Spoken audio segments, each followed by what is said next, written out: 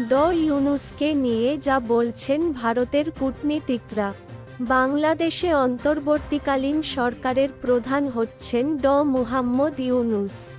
ভারতের সাবেক কূটনীতিক, সুরক্ষা বিশেষজ্ঞ, বাংলাদেশ বিশেষজ্ঞরা মনে করেন ড ইউনূসই সবচেয়ে গ্রহণযোগ্য বিকল্প। আজ বুধবার ৭ আগস্ট ডয়েচে ভেলের খবরে ড ইউনূসকে নিয়ে ভারতের সাবেক কূটনীতিক ও বিশেষজ্ঞদের কয়েকটি মতামত তুলে ধরা হয়। ও.পি. জিন্দল বিশ্ববিদ্যালয়ের আন্তর্জাতিক সম্পর্কের অধ্যাপক শ্রীরাধা দত্ত ডিডব্লিউকে জানিয়েছেন, ড মুহাম্মদ ইউনূসের আন্তর্জাতিক স্বীকৃতি ও গ্রহণযোগ্যতা আছে। ছাত্রছাত্রীদের কাছে তিনি হলেন অ্যাসপিরেশনাল ব্যক্তিত্ব, তাকে দেখে তারা উদ্বুদ্ধ হয়।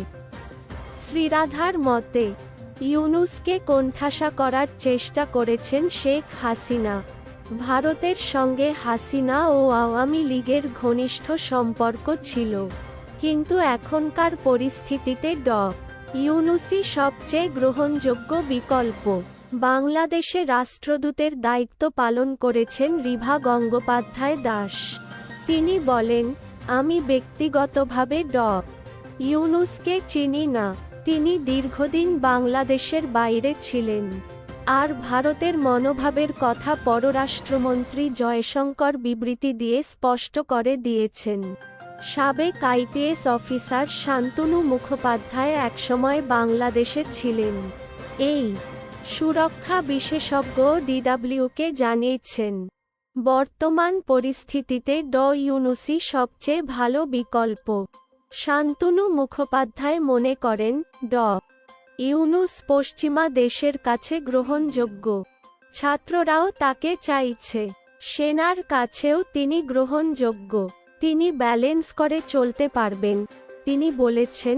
তবে ড ইউনূসের সামনে সবচেয়ে বড় কাজ হল সহিংসতা বন্ধ করা, সংখ্যালঘুদের সুরক্ষা দেওয়ার ব্যবস্থা করা। প্রবীণ সাংবাদিক জয়ন্ত রায় চৌধুরীও মনে করেন, ড ইউনূস যুক্তরাষ্ট্রসহ পশ্চিমা দেশগুলির কাছে খুবই গ্রহণযোগ্য ব্যক্তিত্ব।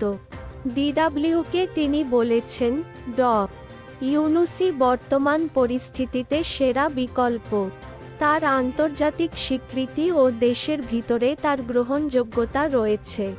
ভারতের কাছেও তিনি গ্রহণযোগ্য ব্যক্তিত্ব। বাংলাদেশে এত দ্রুত যে পট পরিবর্তন হবে তা আন্দাজ করতে পারেননি ভারতের এই বিশেষজ্ঞরাও। রিভা গঙ্গোপাধ্যায় দাস বলেন, সরকার গঠনের পর অসন্তোষ ছিল, ছাত্ররা অখুশি ছিল, আন্দোলন হচ্ছিল, সেটা সকলেরই জানা। কিন্তু সেই আন্দোলন যে এত দ্রুত এরকম রূপ নেবে তা ভাবা যায়নি। শ্রীরাধাও বলেন, মনে হয় ভারত অবাক হয়ে গেছে। ভারত এই পরিস্থিতির জন্য প্রস্তুত ছিল না।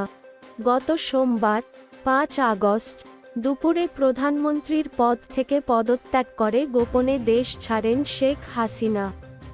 তার সঙ্গে ছোট বোন শেখ রেহানাও দেশত্যাগ করেন।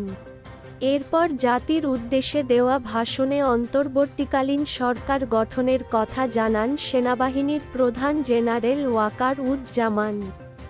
পরদিন মঙ্গলবার ৬ আগস্ট জাতীয় সংসদ বিলুপ্ত করে নোবেলজয়ী ড মুহাম্মদ ইউনূসকে প্রধান করে অন্তর্বর্তী সরকার গঠনের সিদ্ধান্তের কথা জানান রাষ্ট্রপতি মো. শাহাবুদ্দিন।